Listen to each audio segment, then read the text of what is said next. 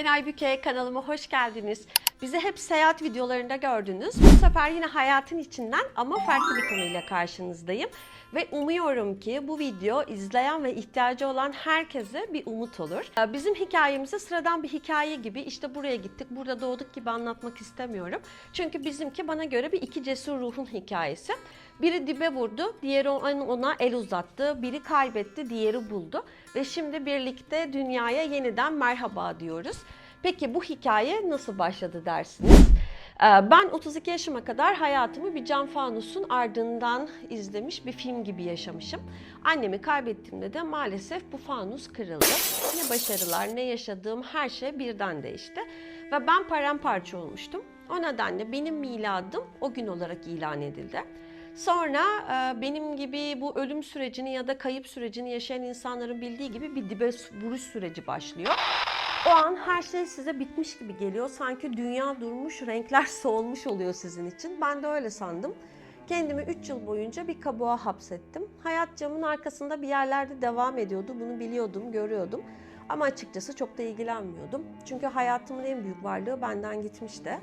Ve değerlerimin hepsi bir domino taşı gibi tamamen yoğun bakım kapısında annemi beklerken devrilmişti. Ne kariyerim, ne zevklerim, ne bana hitap eden hiçbir şey yoktu.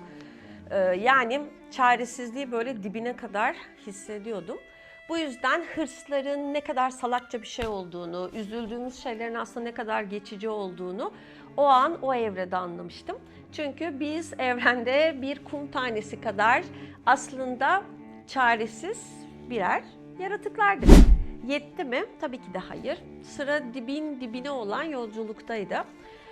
Üzerine hastalığın getirdiği maddi bir yükle ayrı bir savaşa girdik. Ben bu savaş süreci acıdan kaçarak değil de aksine içinden geçerek ve teslim olarak hayatımdaki en kıymetlilerim olan babam ve kardeşimle geçirdim.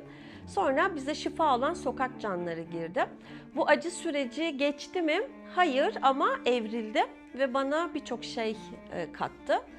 Eğer ihtiyaç duyarsanız bu süreci başka bir videoda da anlatabilirim. Çünkü şimdi size sıkmak istemiyorum. Anlatmak istediğim şeyler bambaşka.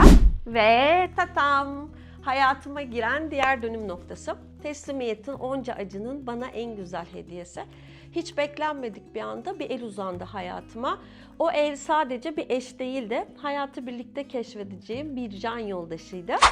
Ben 35 yaşında, Erkut da 43 yaşında evlendik. İkimizin de ilk evliliği ve yaklaşık 5 senedir evliyiz. İkimizin de hedefi olan dünyayı dolaşıp tamamlamaya çalışıyoruz. Beraber hayatımıza dahil olup hayatın tadını çıkarıyoruz. Ayrıca bu yaşlarda evliliğin güzelliğini anlatan başka bir video da çekeceğim. Çünkü korkuların ne kadar yersiz olduğunu orada da anlattım. İşte işin özeti, dibe vurmak aslında kendini bulmak. Yani size diyorum ki gerçekten her tünelin sonunda bir ışık sizi bekliyor. Ben mucizeyi kendi kabuğumdan sıyrılarak buldum. O süreç çok acılı geçti, kabul, ama geçti. Ve evrildi. Acımı evrilttim. Yanında da kendimi bulup yanında bonus olarak da bir yol arkadaşı ekledim. Dibe eğer siz de buna benzer bir süreçle vurduysanız, konu her ne olursa olsun tebrikler. Çünkü artık engebeli olsa da tek yön yukarı çıkacaksınız. Belki de siz de şu an kendinizi kaybolmuş hissediyorsunuz. Ama inanın bana, o karanlık size yepyeni bir ışığa hazırlıyor. Belki bir seyahat biletidir, belki bir dost elidir, belki de kendi içinde saklı cesaretinizdir. Şimdi size asıl tüyoyu veriyorum.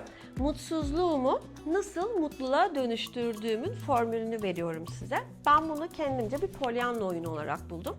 Mutsuz olduğum an geçmişe, kendime en mutsuz olduğum ana dönüyorum. Sonra bakıyorum ki aslında sahip olduklarımla gayet mutluymuşum.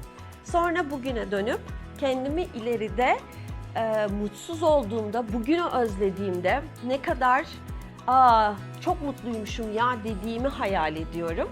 Ve sonra o üzüntü saçma bir şekilde kayboluyor.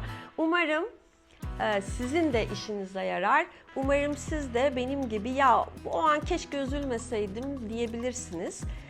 Ve mutsuzluğunuzu mutluluğa evriltebilirsiniz. Ya bence bir deneyin, pişman olmayacaksınız.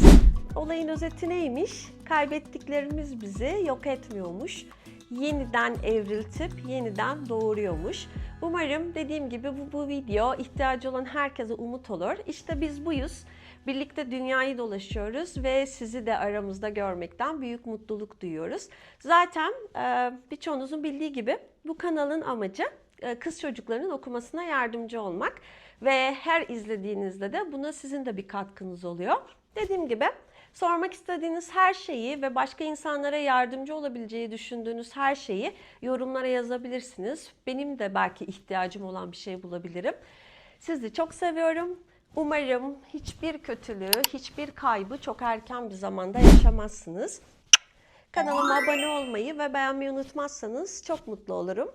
Diğer videolarda görüşmek üzere.